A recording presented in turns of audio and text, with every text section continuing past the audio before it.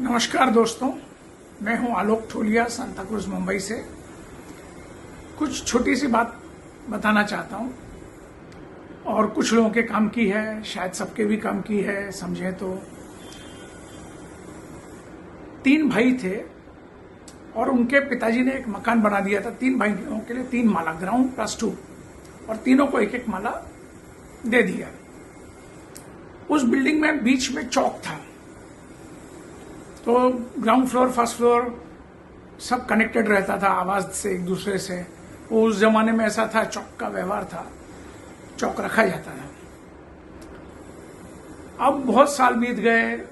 एक भाई जो ग्राउंड फ्लोर पे था उसको जरूरत पड़ी ज्यादा रूम की, उसके बच्चे बड़े हो गए, उनको जरूरत पड़ी ज्यादा रूम की।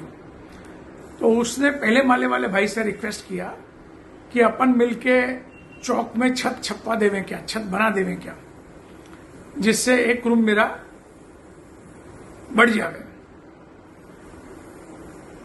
वो दूसरे भाई ने अकड़ के कह दिया, नहीं, हमें ऐसा कुछ नहीं करना है, हम अलाउ नहीं करेंगे।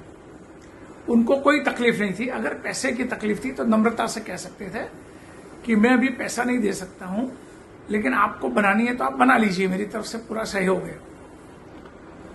लेकिन उन्होंने जब अकड़ से कह दिया, सामने वाले को कब हर्ट हो जाता है, और जब उसको तकलीफ रोज की रोज रहती है कि रूम कम है, रूम कम है, रूम कम है, तो वो रोज फिर चिड़चिड़ करता है और मन ही मन में भुनभुनाता रहता है। तो अल्टीमेटली उसने परेशान होकर, कोई बायर मिला, अपना ग्राउंड फ्लोर उसने किसी को बेच दिया। अब ये बायर पहले माले वाले को जब जरूरत पड़ी कि मुझे एक रूम की अधिक जरूरत है, तो अब ये ग्राउंड फ्लोर वाले ने परमिशन नहीं दी कि मैं परमिशन नहीं दूंगा, आप नहीं बना सकते हो। कोर्ट में गया, स्टे ऑर्डर ले आया कि आप फर्स्ट फ्लोर पे ये रूम का एक्सटेंशन नहीं कर सकते हो, चौक बंद नहीं कर सकते हो। काफी तकलीफदायक किस्सा है, लेकिन मैं एकदम ब्रीफ में बता रहा हूं। तो इस तरह से अगर आप किसी के काम में टांग अड़ाते हो, जब आप एक अहंकार में किसी को ना बोलते हो कि ये काम हम आज नहीं करेंगे, ये काम हम हमारी फुर्सत से करेंगे, ये काम में हम सहयोग नहीं देंगे, और आपका सहयोग देने में कुछ जा नहीं रहा है, तो ये कर्मों का सिद्धांत है और न्यूटन का लॉ है। 3rd लॉ है इक्वल एंड ऑपोजिट रिएक्शन, जो होता है every action has equal and opposite reaction. तो वो अभी इस पहले माले वाला अब दुखी है कम कमरों के कारण, और उसको और जगह चाहिए, वो नई जगह खरीद भी नहीं सकता है। पहले वाला तो बेच के चले गया, अब इसको बेचने में अड़चन है क्योंकि ग्राउंड फ्लोर वाला को ओनर हो गया है। अब वो कई तरह की अड़चनें डाल रहा है बेचने में भी, क्योंकि वो काफी इन्फ्लुएंशियल है। तो मित्रों, मेरा ये कहना है कि कभी भी किसी के काम में अड़चन मत डालो, सहयोग देते रहो।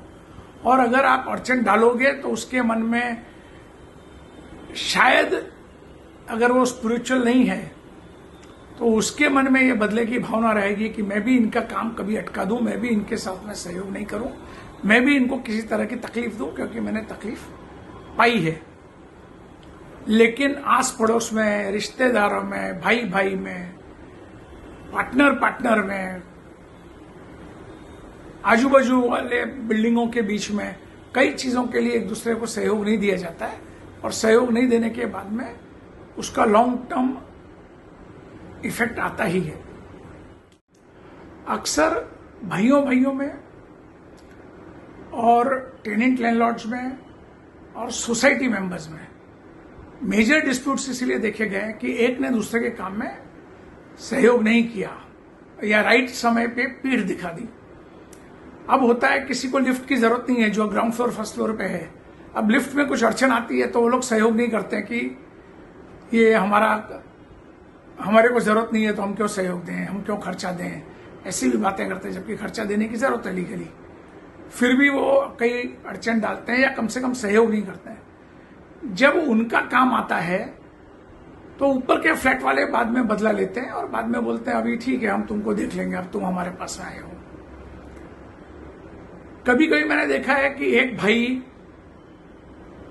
या एक बाप दूसरों पे बहुत दादागिरी करता है क्योंकि वो बहुत पावरफुल, इन्फ्लुएंशियल होता है, लेकिन उसके मरने के बाद में बाकी लोग उनके बच्चों से बदला निकालते हैं।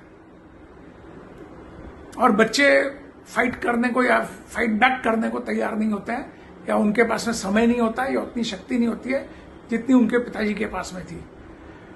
तो दुश्मनी बना के रखना, असहयोग करना, नखरे दिखाना, तकलीफें देना, मतलब आप आगे होकर तकलीफ नहीं दे रहे लेकिन उसकी तकलीफ में साथ नहीं दे रहे हो, तो साथ न देना, ये कई चीजें हैं जिससे कि मनमुटाव बढ़ता है और एक दूसरे के समय पे देख लेता है कि अब मैं देखूंगा, अब मेरी बारी है।